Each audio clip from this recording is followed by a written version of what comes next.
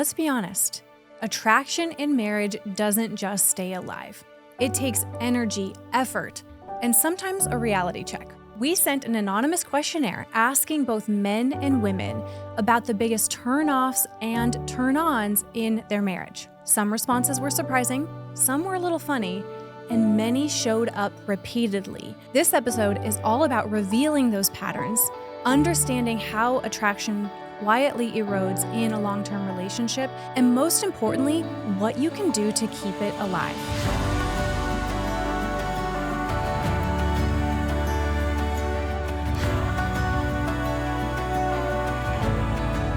Hello and welcome to the Empower Couples podcast, where here you get modern, non-boring relationship advice for you and your partner to communicate like pros, fight smarter, and stay on the same team no matter the challenge that you face. I am one of your hosts, Aaron Freeman. And I'm Jocelyn Freeman, but you all just know us as the Freemans. Let's be honest.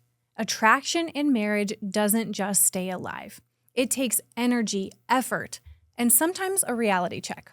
So we sent an anonymous questionnaire asking both men and women about the biggest turn-offs and turn-ons in their marriage. Some responses were surprising, some were a little funny, and many showed up repeatedly, revealing the patterns that many couples are experiencing behind closed doors. This episode is all about revealing those patterns, understanding how attraction quietly erodes in a long-term relationship, and most importantly, what you can do to keep it alive. Because attraction doesn't disappear overnight. It slowly and quietly erodes when you aren't paying attention to the habits and energy that you're bringing to the relationship. Now, I'm glad that we're doing these surveys.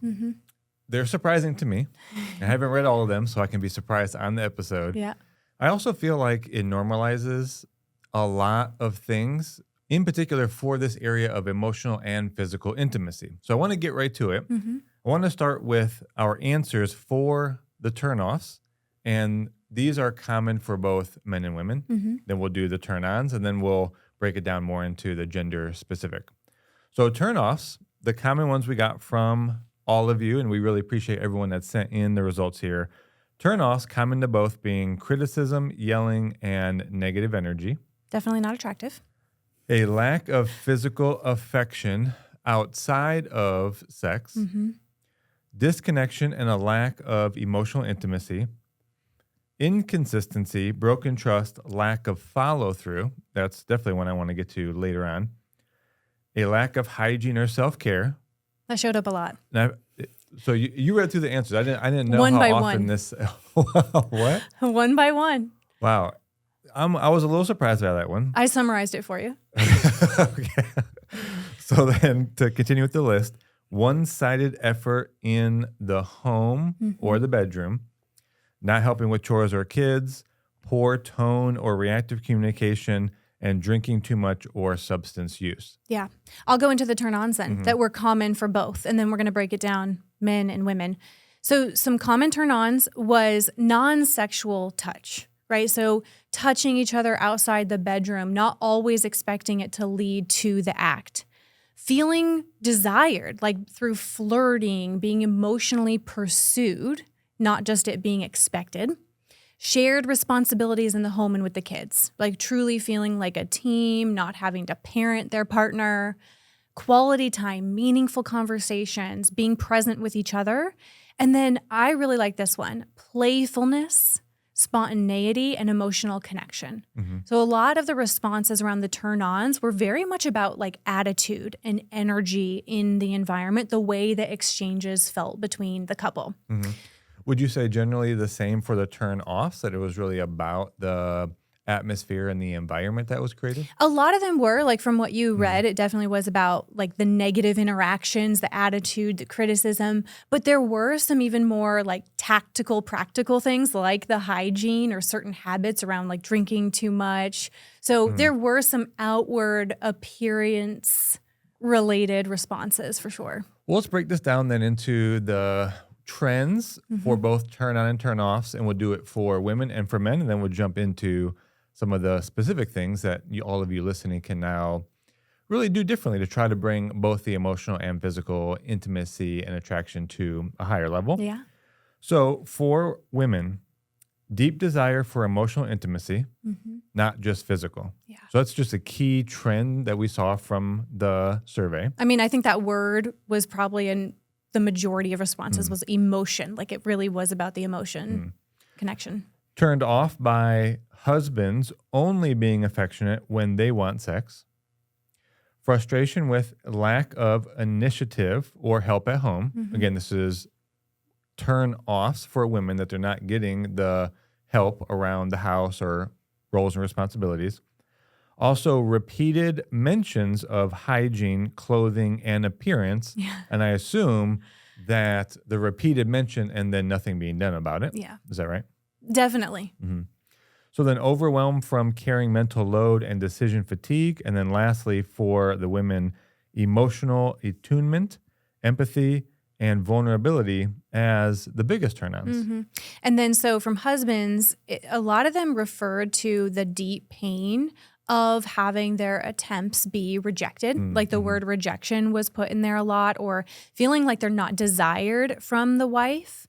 They definitely feel almost like they just get discouraged when their attempts are not met or their partner isn't even initiating ever. It's always on them. It was something that I read a lot.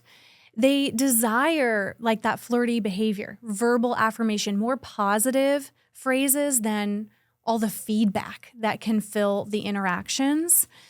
And then also just feeling unseen or dismissed when their partner is stressed or overwhelmed.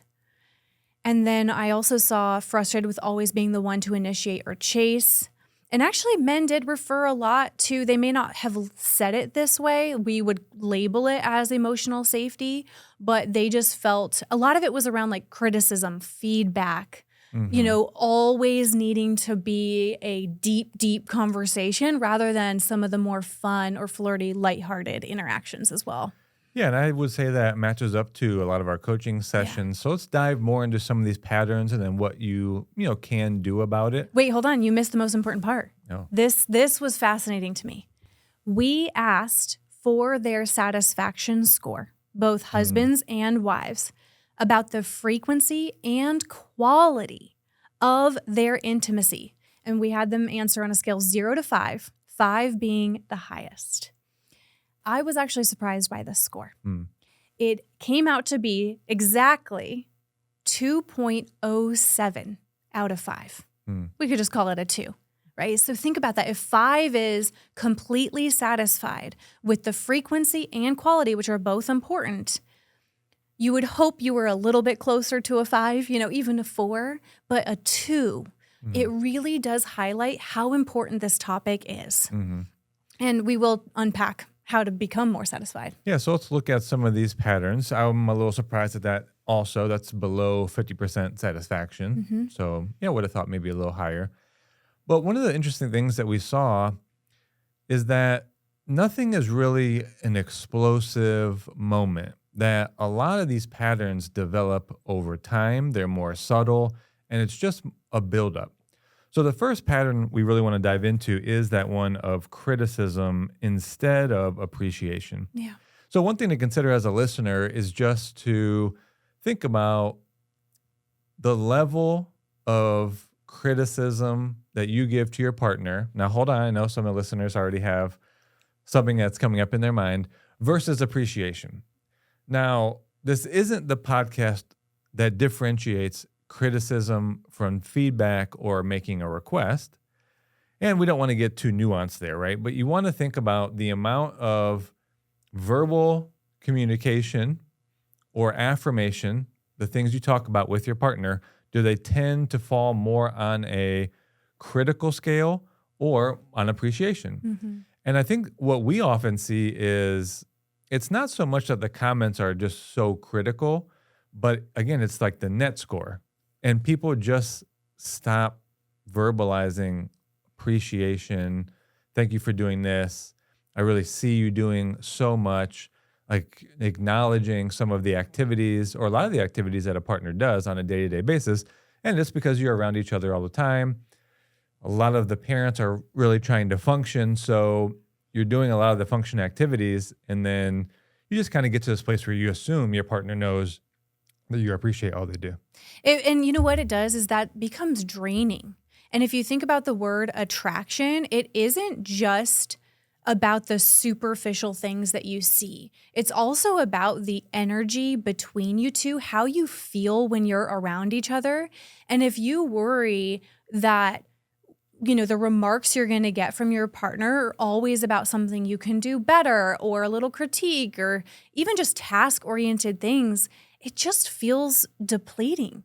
And in order to feel attracted to each other and also to feel like intimacy is something that is exciting to both of you or something that you at least want, you have to remember that that energy in your interactions really does matter. Mm-hmm. So let me go into the second theme around neglecting your physical presence. And yes, this does mean how you look to your partner, but it isn't about being a certain size. It isn't even about that you have to look perfect. I think what is important when I read the responses was it really being that you care about yourself enough to take care of yourself and you care enough about being attractive to your partner to look pretty decent, right? And that is something I was thinking about it this morning because we both do our best to work out as often as we can and not just, again, for how we look, but how we feel. Because when we are confident, because we're taking care of our bodies through exercise, through eating well, you know, taking our vitamins, that confidence comes out in our energy, in our interactions. And the opposite can be true. If you aren't feeling confident about yourself, if you aren't valuing yourself, that's going to show up in your interactions as well. And it's not as attractive. When I think about it, this might be for a lot of us men, maybe we should not hold on to the clothes that we have from high school so long. Just the idea. You know, I know for most men, like fashion isn't necessarily something that's important to them. But I think you make a good point. There are certain outfits that I wear, and it's more that they're just newer, that I do feel good in. And so there's a level of confidence in my way of being and my energy that I would show up in. If you're around the house in just sweatpants and ones that are just even old and you're not even sure what color it is anymore because you've had it for so long, I mean, it's just not adding to the environment, right? So again, we don't like to be wasteful. We know clothes are like the number one like waste on the planet next to diapers, but it's neither here nor there. Just really take a look at and take an inventory of your clothes, of your style. Could that get an upgrade? Because you'll feel good about yourself and there'll be a place to, you know, bring some more natural attraction to your physical presence. If I could say, before we move to the next theme, I do just really think that our appearance is a reflection of how we feel about ourselves. And so it doesn't mean, like, I definitely don't look like this every day, right? I mean, yesterday, if you saw me, it's Sunday, we were tired from the day before.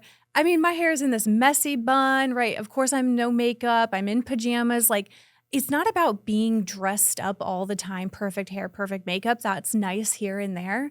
But I think just generally showing, hey, I don't take your presence for granted. I want you to still feel attracted to me. And I feel that you and I, even the older that we've gotten, I personally feel that we value how we look and feel even more. One thing I want to add to this, we will have episode upcoming about this idea of intimacy and attraction as we all age in our marriage.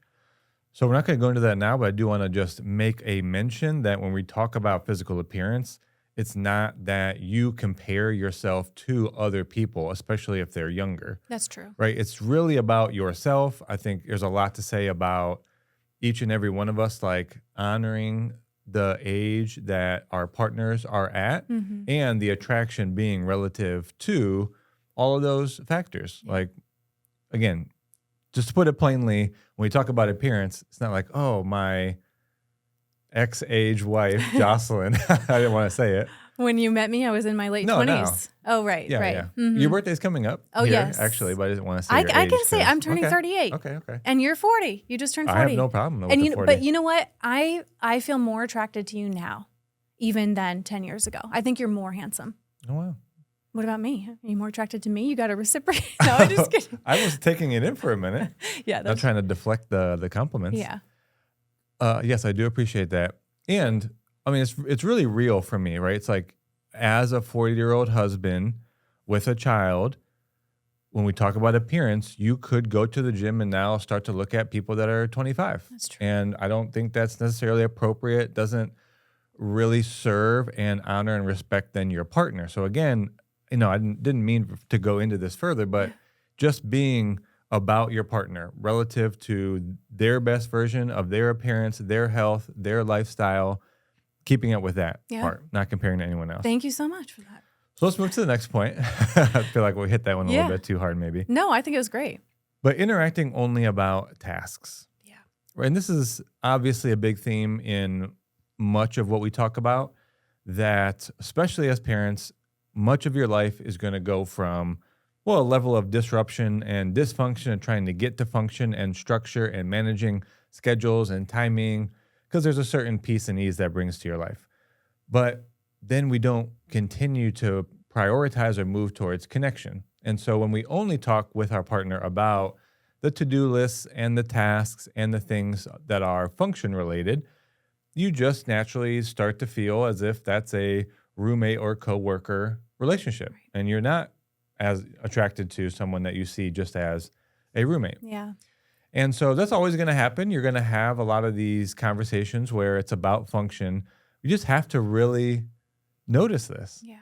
It can't just be all about getting things done. And we love a routine. You and I are very structured people, but we really intentionally balance that with connection, with the things that create fulfillment, that spark. And do you have some examples? Well, I mean, one example I think is really about how do you create some surprises within your dynamic, because at this season that we're in, it is so structure-based and routine-based. So sprinkling in just a little bit of surprises for each other. And we've actually, in our next section, we're going to go into more specifics of how to rebuild more attraction.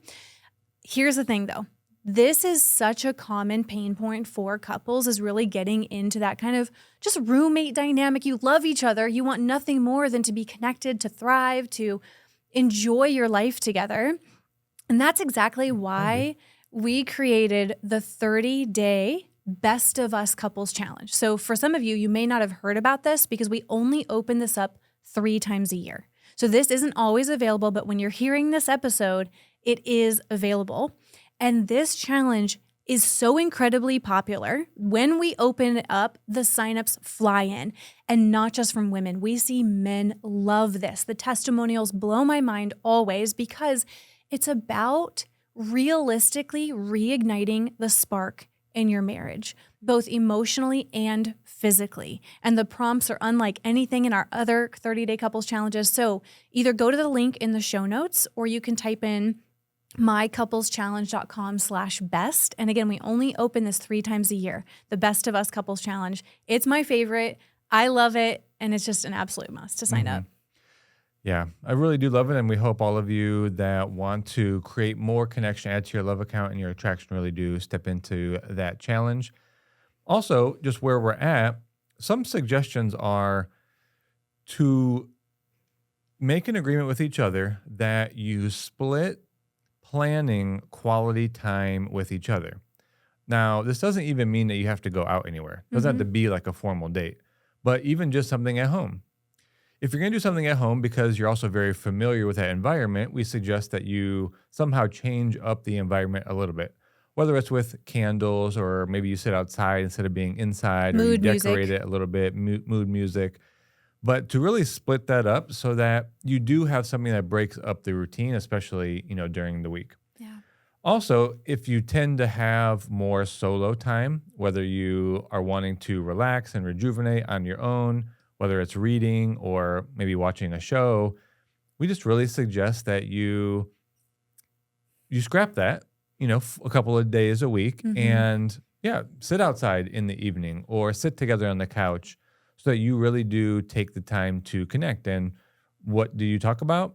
Sometimes I would say don't have anything planned. Like really sit with each other, eye gaze, just really get present to one another. I'm always surprised at our couples workshop when we do just the being present with your partner for 1 minute, how uncomfortable people are in the beginning. I mean, here's this partner that you share your life with, you were intimate with, you birthed kids with, but then we just kind of go about our days and we're not even really present with each other. And so at the workshop, we see couples, they laugh because They feel awkward. Making eye contact.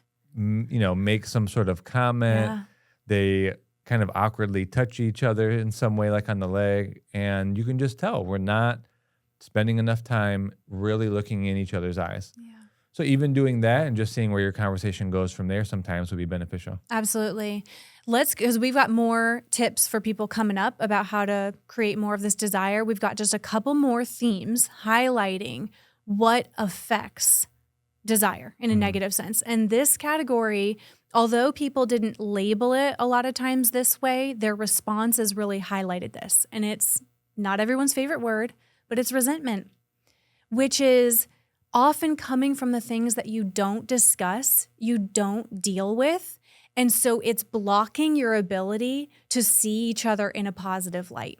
So these are the things that you feel are not changing, right? So maybe you've tried to talk to your partner about, hey, I feel like we need to switch up our roles and responsibilities, or I need more help in certain areas, or I want to feel more like a team, and then nothing changes.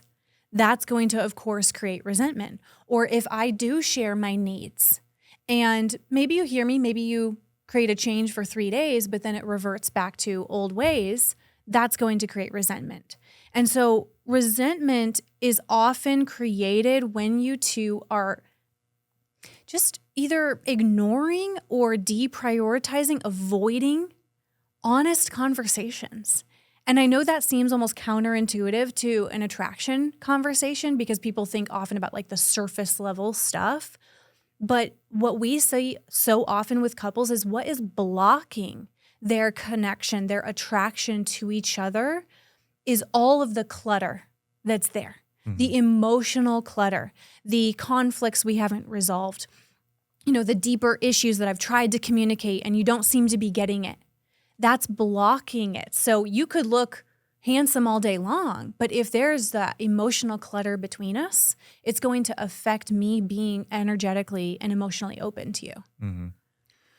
Yeah, that's a deeper one for sure, because I know a lot of couples feel that if they bring that up, it does the opposite. It causes conflict. And for a lot of couples, it does, because you don't have, number one, like a high enough reservoir of love and connection. Also, you don't have a process of really repairing or being great listeners to each other. So you have this defensiveness that's brewing under the surface pretty often. And so, yes, trying to bring those things up does cause conflict.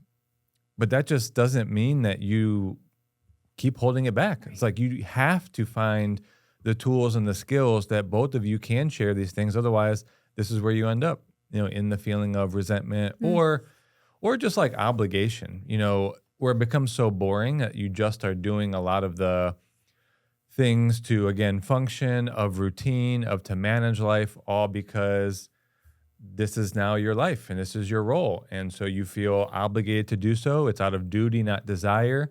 You don't revisit conversations about adjusting your lifestyle or making new agreements or changing roles and responsibilities. And you just silently get to this place where you just are reserved and you resign yourself to, man, this is my life. And then you feel like this is it.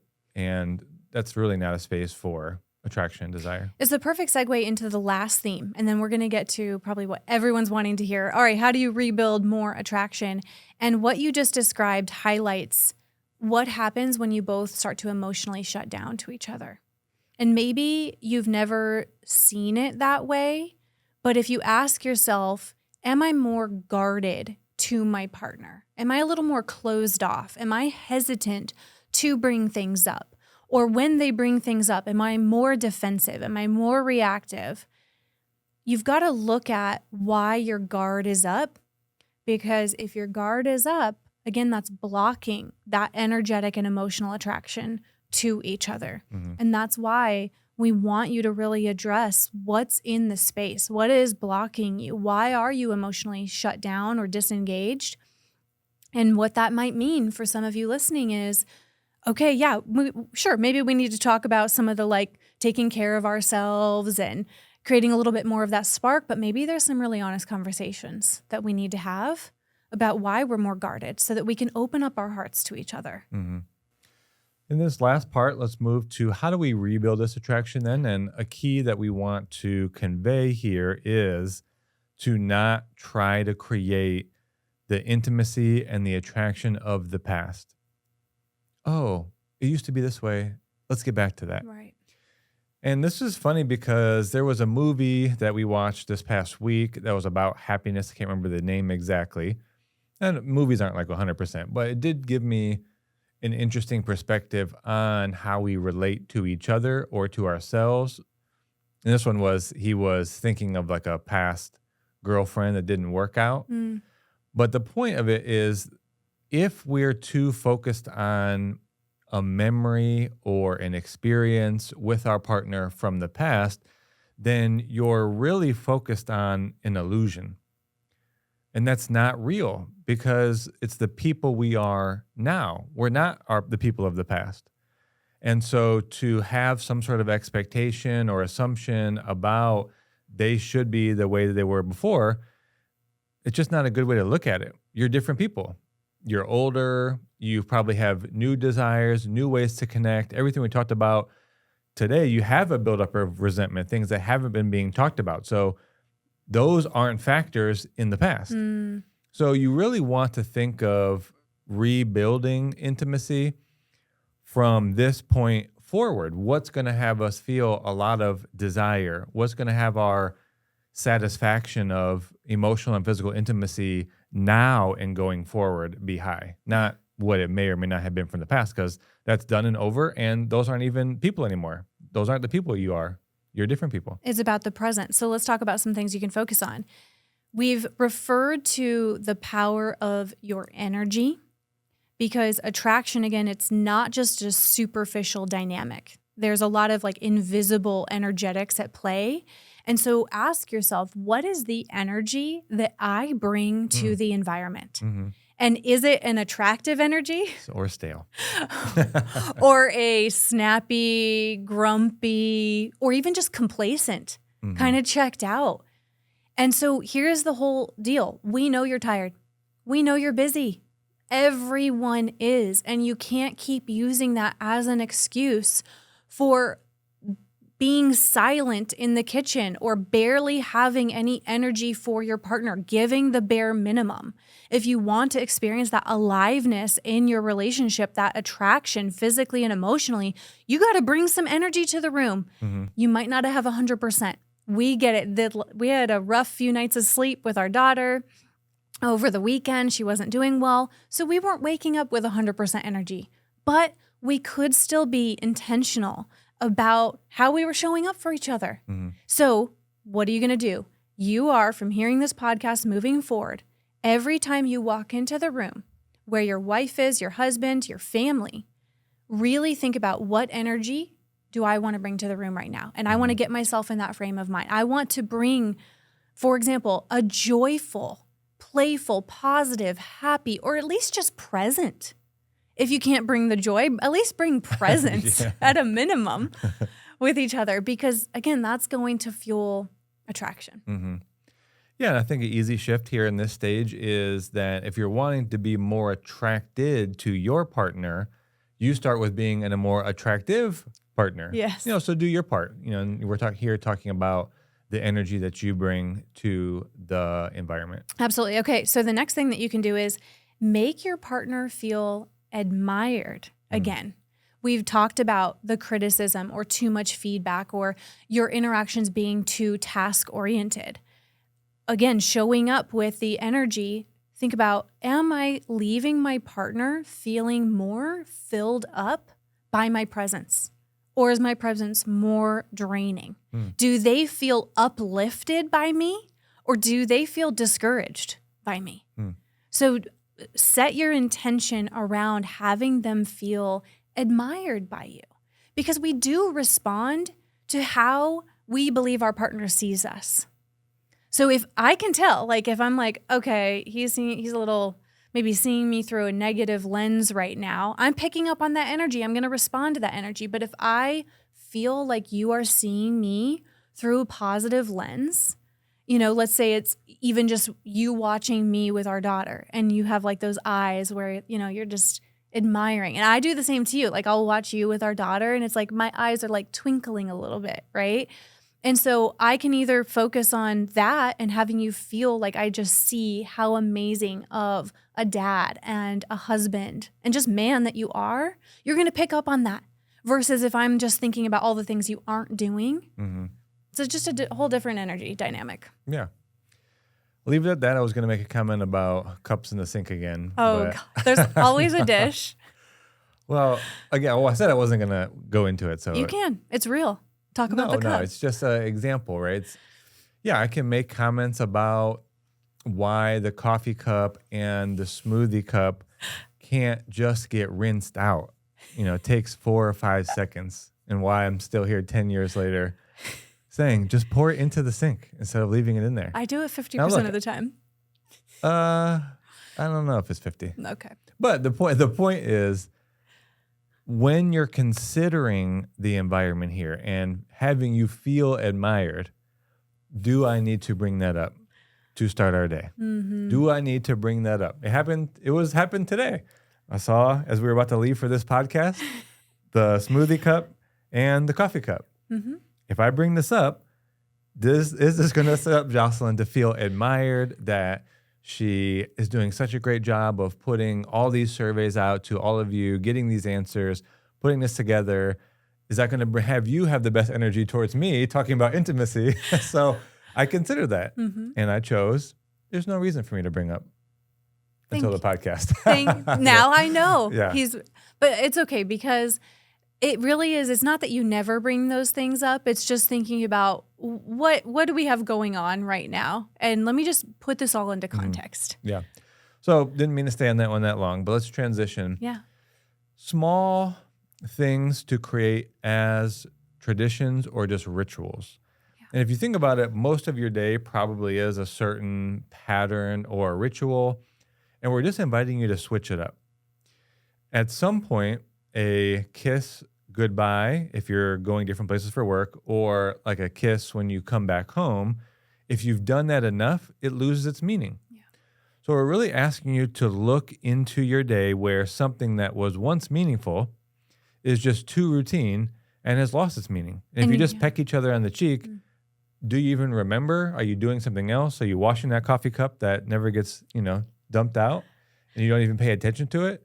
Because then that's not really receiving that deposit from your partner either. So we're asking you to look into your day and insert some new rituals, even if it's just changing the timing of a kiss or a hug or a compliment or some sort of service for your partner. Just do it so it feels different, because when it's different, it means there's some thought behind it. When it's the same, you don't have to think. That's just on autopilot. What you just hit on, the thought, it really is that phrase, right? It's the thought that counts. It really is so true. And it's something that you want to experience even the longer that you're together. So those little rituals, okay, yeah, you might be like, well, I get my partner coffee every single day. Shouldn't that show them that I care about them?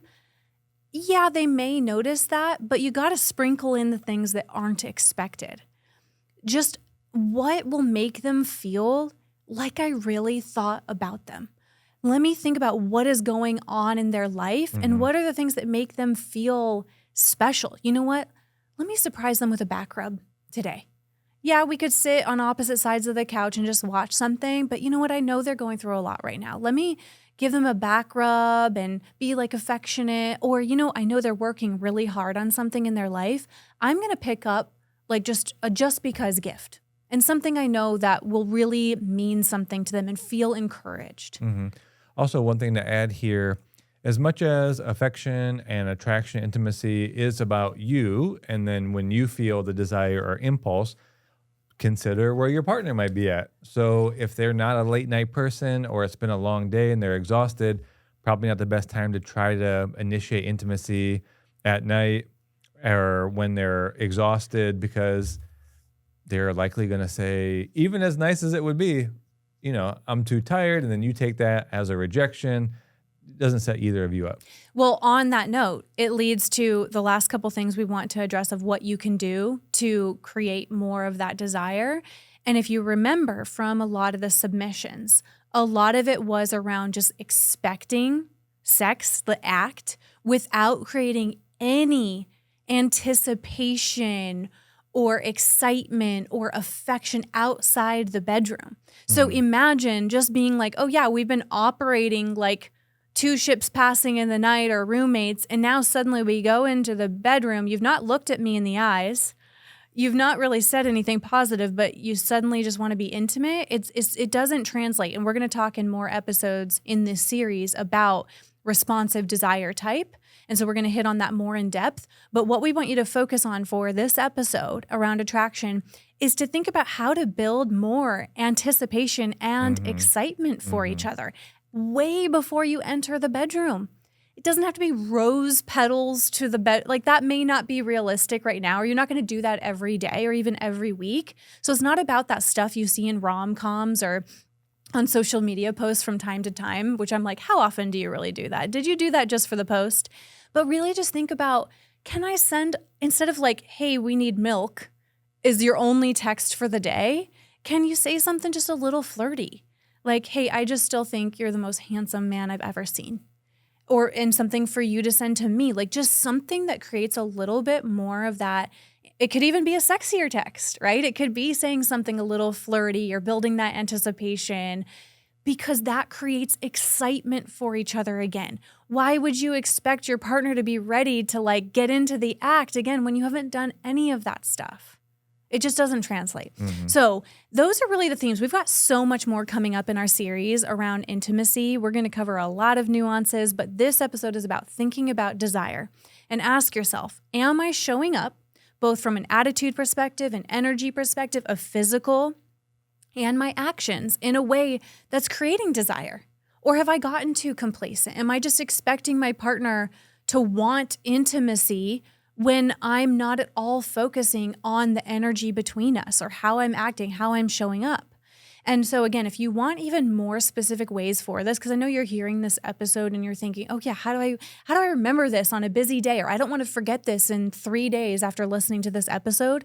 That is why you just must do the 30-day Best of Us Couples Challenge, because it's all about reigniting the spark, both emotionally and physically. And all you got to do is read the testimonials, and you're going to be like, I want in, because what husbands say about it, what wives say about it, they just say it completely shifts the energy in their relationship. It really does bring back that spark, not in a cheesy way or thinking you're going back to how you were 10 years ago, but right now. Feeling that excitement for each other, enjoying being around each other, loving your interactions, feeling that magnetism to each other. So again, we only open this up 3 times a year. So go to the link in the show notes for this Best of Us Couples Challenge, or you can type into the URL mycoupleschallenge.com/best. But I've really enjoyed this episode with you. Oh yeah. We're going to focus on attraction within our partnership as well. Every time we do an episode, we're focusing on it in our relationship as well. So we really hope you enjoyed this episode. And if you're new here, make sure you hit the subscribe button so you can hear past and future episodes. And if you've enjoyed this, make sure you write a comment, give us a review. We read every single one of them because we love interacting with all of you. And again, we've got more coming in this intimacy series. So make sure that you're tuning in to all of these episodes. And with that, we will talk to you on the next episode.